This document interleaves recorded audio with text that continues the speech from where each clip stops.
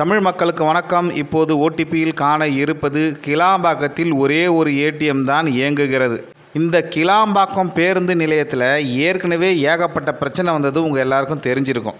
இந்த பேருந்து நிலையம் அதிமுக ஆட்சி காலத்தில் அடிக்கல் நாட்டப்பட்டாலும் திமுக ஆட்சியில் தான் கலைஞர் நூற்றாண்டை முன்னிட்டு அவசர கதியில் திறக்கப்பட்டது.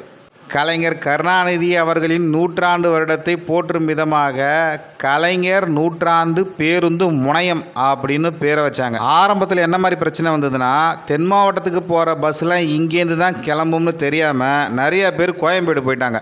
அப்புறமா கோயம்பேட்டிலேருந்து அடித்து பிடிச்சி இந்த பேருந்து நிலையத்துக்கு வந்து அவங்களோட பஸ்ஸு போயிடுச்சா இருக்குதானே தெரியாமல் ரொம்ப கஷ்டப்பட்டதாக சொன்னாங்க. அடுத்ததாக போதிய எண்ணிக்கையில் பேருந்துகள் இயங்கவில்லை, எந்த பஸ் எங்கே போகுதுன்னே தெரியல. இந்த மாதிரி ஏகப்பட்ட பிரச்சனைகள் வந்தது. பஸ் ஸ்டாண்டில் போதிய எண்ணிக்கையில் கடைகளும் இல்லை. இது சம்பந்தமாக ஏகப்பட்ட குற்றச்சாட்டுகளை எதிர்க்கட்சிக்காரங்களும் வச்சாங்க. தென் மாவட்டத்துக்கு போகிறதுக்காக சிட்டியின் ஏதோ ஒரு பகுதியிலேருந்து எம்டிசி பஸ்ஸை பிடிச்சி கிளாம்பாக்கம் வந்து சேர்ந்தாலும் அங்கே இருந்து பஸ் ஸ்டாண்டு உள்ளே போகிறதுக்கே ஏறக்குறைய 1/2 கிலோமீட்டர் நடக்கணும்னு வருத்தப்பட்டாங்க. பஸ் ஸ்டாண்ட்லேருந்து ஜிஎஸ்டி ரோட்டை கனெக்ட் பண்ணுறதுக்கான பாலம் ரெடி ஆகிறதுக்கு முன்னாடியே இந்த பஸ் ஸ்டாண்டை கட்டினதால் ஏகப்பட்ட டிராஃபிக் ஜாம் ஆகுது அப்படின்னு ஒரு குற்றச்சாட்டு சொன்னாங்க. எல்லா பணிகளையும் முழுசாக முடிச்சுட்டு அதுக்கப்புறமா பேருந்து சேவையை தொடங்கியிருக்கலாமே, எதுக்காக இந்த அவசரம் அப்படின்னு பொதுமக்களும் எதிர்க்கட்சிகளும் கேட்டாங்க. இந்த பேருந்து நிலையம் ஏறக்குறைய 88 ஏக்கர் நிலப்பரப்புலையும் 380 ஆல்மோஸ்ட் 400 கோடி செலவுலையும் கட்டப்பட்டது. எனவே இப்படிப்பட்ட ஒரு மிகப்பெரிய பேருந்து நிலையம் கருணாநிதி அவர்களின் பேரில் இருந்தால் பெருமையாக இருக்குமே நினச்சி தான் இதை செஞ்சாங்க. எதிர்பார்க்காத விதமாக எக்கச்சக்கமான குற்றச்சாட்டுகள் வந்த உடனே கிளாம்பாக்கத்தில் பேருந்து நிலையம் அமைக்கணுன்றதே எங்கள் ஐடியா கிடையாது, இது அதிமுக காலத்தில் ஆரம்பிக்கப்பட்டது, அதை தான் நாங்கள் முடித்து இப்போ திறந்து வச்சிருக்கிறோம் அப்படின்னு திமுக காரங்க சொன்னாங்க. பெருமைக்கெல்லாம் திமுக காரணம், குற்றச்சாட்டுக்கெல்லாம் அதிமுக காரணம். முதல்வர் கூட சட்டசபையில் படிப்படியாக எல்லா குறைகளும் நிவர்த்தி செய்யப்பட்டு பேருந்து நிலையம் சிறப்பாக இயங்க தொடங்கும்னு சொன்னார்.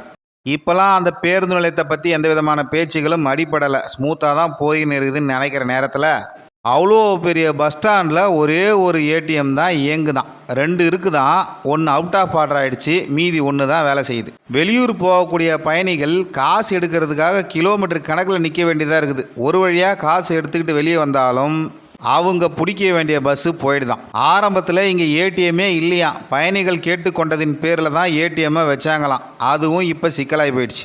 இவ்வளோ மக்கள் வரக்கூடிய ஒரு பேருந்து நிலையத்தில் எல்லா பேங்க்குடைய ஏடிஎம்மும் வைக்கிறதுக்கு அரசாங்கம் அனுமதி அளித்து உதவியும் செய்யலாம், பயணிகளோட கஷ்டத்தை போக்கலாம். திமுக எதை செஞ்சாலும் ஒரு நெகட்டிவ் சைடு இருந்துனே தான் இருக்குது. எல்லா பெண்களுக்கும் 1000 ரூபாய்னாங்க, அப்புறமா தகுதி உள்ள பெண்களுக்குன்னு மாற்றிட்டாங்க. ரேஷன் கடையில் பொங்கலுக்கு 5000 ரூபாய் கொடுக்கணும்னு அதிமுகவை கட்டாயப்படுத்தினாங்க.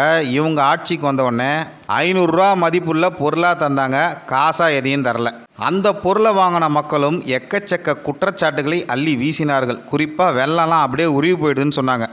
ஒரு திமுக வக்கீல் வெள்ளத்துடைய மெல்டிங் பாயிண்ட் எவ்வளோ தெரியுமா அப்படின்னு கேட்க போவ மக்கள் அதையே அவருக்கு அடைமொழியாக வச்சுட்டாங்க.